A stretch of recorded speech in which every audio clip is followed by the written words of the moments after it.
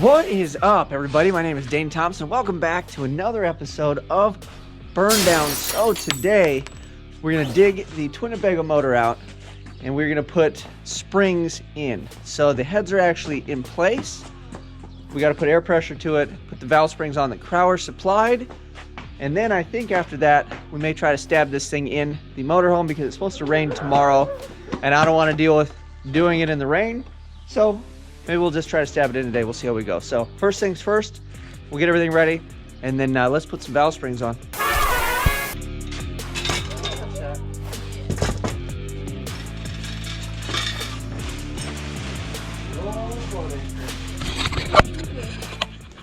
All right, so these are valve springs from my friends over at Crowler. We got a brand new set that matched the cam that they gave us for the Twinnebago. We got retainers and springs. We're gonna stuff those bad boys in here. All right, we are set up to start. So what I like to do is I got one of these magnetic trays. These things get away from you, so I like to just keep those in here. These are your little retainers. Well, these are the locks, I guess you could say. This is the retainer, and then this is the spring. So I set everything up. All the new go here. We'll pull the old one off, set it down, get the new piece, put it on, and then we'll do that for all of these. So I'll show you pretty much how we do the first one in real time, and then we'll just speed the process up so you guys don't have to sit and mindlessly watch me do something that it's just repetitive, considering you do it like 16 times. I have a valve spring compressor too that only does one at a time, but when you push it down it locks. It's pretty safe. I guess you can do the one that screws in, but I just opted for this one to make life easy. And then we got to pressurize the cylinder, and then the bad thing is my hose end just decided to be annoying, so we'll see. I might have to change that too. I don't know if I got another one, but I have to keep air pressure in the cylinder so the valve doesn't drop in when you take the lock off the retainer, and that thing might just hiss like all get out. So we'll see. I have the power tool that I can't even think. All right, let's zip this guy off. You got to get all four of those. Here, push the trigger real quick. All right, you're going the right direction. Put it on here. Got to put it square. Hold it up. All right, bang it all the way. Okay, next one. Let it rip. Give it the juice. All right, next one. Your arms getting tired? Last one. Do one more. You got it. Oh. Give it the juice. Good job, man. Hey, you did that one by yourself. All right, put the tool up on the table. We're good. Good job on that one, my man. All right, so here's our valve springs that we're gonna remove. Wait, there's a blue. These are black, these are blue. It is down there. Huh. Dad, these are blue. Yeah, okay. I like the blue one. I like blue too. You like blue? Yeah. You like the blue too? Yeah. All of us like blue, right? Sure. Okay. This is for when we make really loud noises. Yeah. This is when we make really loud noises. Okay?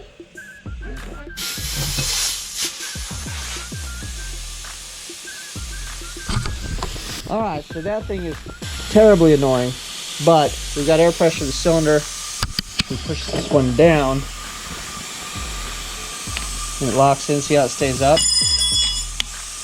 Oh. All right, so I took the retainer off, and then you let it up slowly. That is it. So now we've got spring retainer. I'm gonna replace that with this bad boy. Turn this back around. I don't know if we're gonna be able to do this one-handed. So let me see. So when I push it, it's getting crooked. Get a little screwdriver, I can straighten it out. So let me do that. Let me get the screwdriver, straighten it out, and then I'll show you. Stay over there.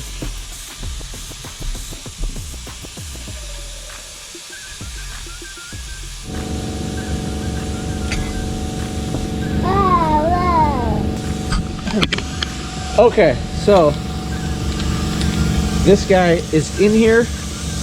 Now we've got a bunch more to do. So what we'll do is we can leave the air pressure on and do this one, and then switch the air pressure all the way till we're done. Sorry about that annoying hose. I need to see if I can change out the end, but I'm not gonna bother with it right now. So we'll just throw you guys on a time lapse way over here, and then we'll rock and roll.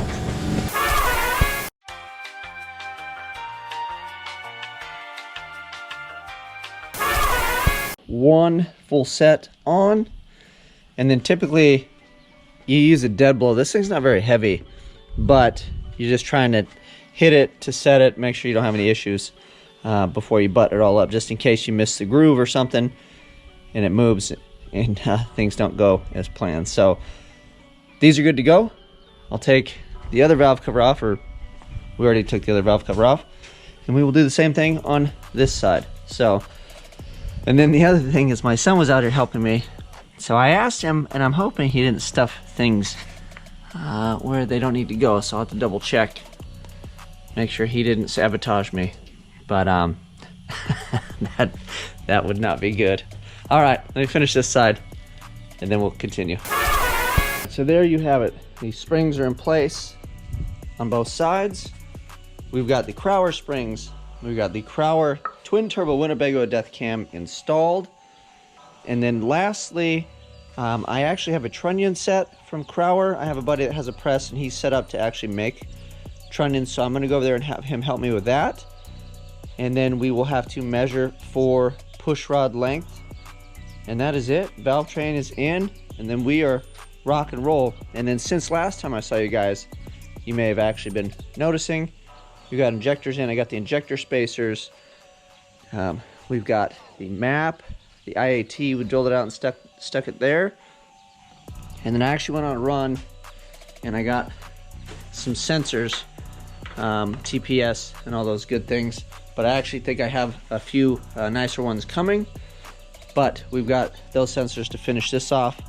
And then the last one, we'll just need a coolant temperature sensor and an oil sensor, and we are good to go. What's up, man?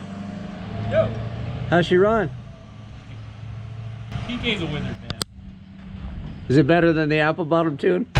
Hey, man, the apple bottom tune did its job, but yeah, way better. My buddy Ried is here. We're gonna try to stab this thing in the Malibu after we're done screwing around. But he had a push rod checker because I have a custom cam in here. I wanted to check to make sure that the push rod length would work. And from my calculation, you can look it up on YouTube. I'm not gonna explain how it's done. It seems like a stock 7.4 will be fine for my application. I could probably go just a touch longer, but I don't know. I'll talk to Crowler and see what they think. But I think a stock push rod would probably be fine. The next thing we're gonna do real quick, just to make sure, is I just colored the tips with Sharpie. And then I'm gonna throw down all the push rods. These are just stock. And then we're gonna throw the rockers on and cycle it.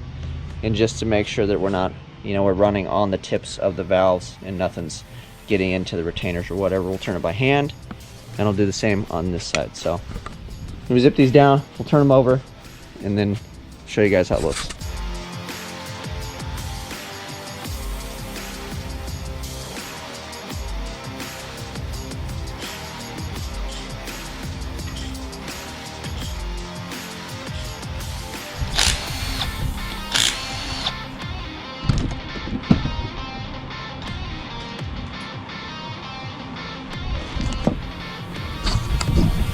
All right, so yeah, it's all pretty much all dead nuts in the center. We'll try the other side. I'm assuming it'll be the same, but we'll just double check. And then that's it. I'm not gonna leave these push rods in here. Actually, what I'll do is I'll check and make sure I'll get a good set on both sides. But I have a trunnion kit coming, so these dirty rocker arms aren't gonna live in here. And there's no need to compress the valves and have them sitting in there right now because we're not firing it up anyway. So we'll check the other side, and then we'll throw the valve cover to stuff on. And then probably make this thing to the transmission. Just have this bad boy in.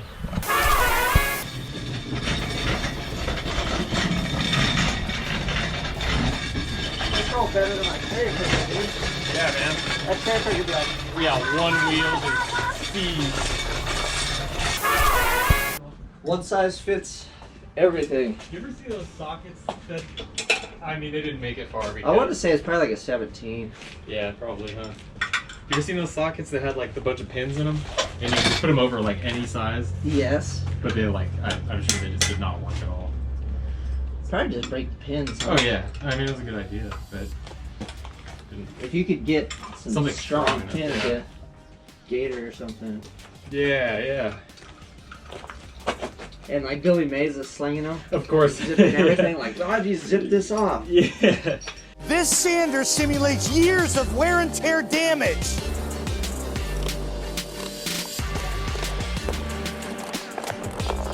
One just socket, no problem. Yeah, they've just got this huge impact They like on it. replace an entire toolbox. Yeah. Throw all your tools in the trash. Yeah, they're like pulling sensors and stuff off and like. The boots with the front. Let's do it now. It's like super simple. I don't have to lay yeah, down. I do it now. Where's my one size fits all?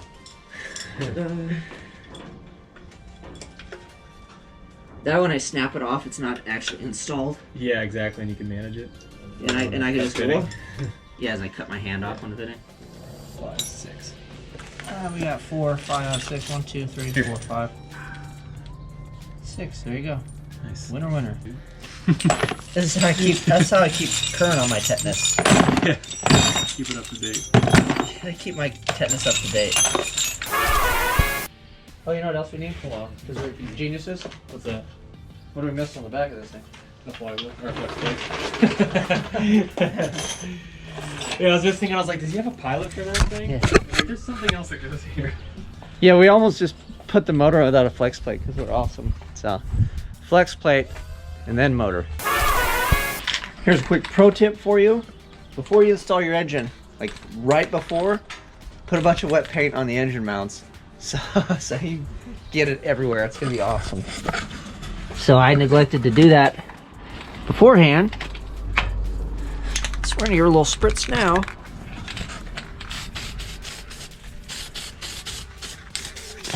Prevent it from rusting.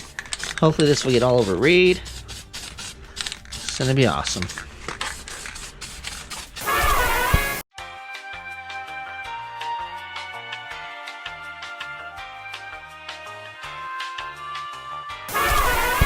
Look at that in all her glory. Torque converter bolts are in, starter is in. Just looking dapper as I'll get out. We didn't mess up the brand new paint. Professional. Yeah, looking good. Now time for a lemon drink break. And then we gotta find hardware. Put the manifolds on, a few other things. And then I realized I gotta wait to put the drive shaft in because the slave brake cylinders underneath there need to come out. And it'd be easier without a drive shaft. The sweet oil pan from eBay calls for an LS3 dipstick, so I'm gonna cut all the tags off of this one. And I ordered this for it, so we will install that today as well. Custom engineering at its finest. Oh, here we go. Don't show the public, dude. They're gonna get upset. Shit. Get out of here. Well, here you go. This is where we're gonna call it a day. Coil packs on. Manifold sitting in place. Got the oil dipstick tube in. I had to make a little bracket to hold it because we got the forward-facing manifolds. Got those in. Transmission is in there happy. We are looking good. So, Ried is gone. This is where we're gonna call it a day. I'm gonna wrap things up, try to clean up. It's supposed to rain for like the next 4 days, unfortunately. So I'm gonna try to get everything out of the rain. I'm glad I got the transmission off the ground up in the Twinnebago. I'm gonna start making a list of the things we need to start checking off so we can get this thing wired and fired. So that is pretty much it. Hope you guys enjoyed today's video. We're getting close on the Twinnebago. I'm getting excited. Until next time, I'm out. That was legitness. Yeah, it was.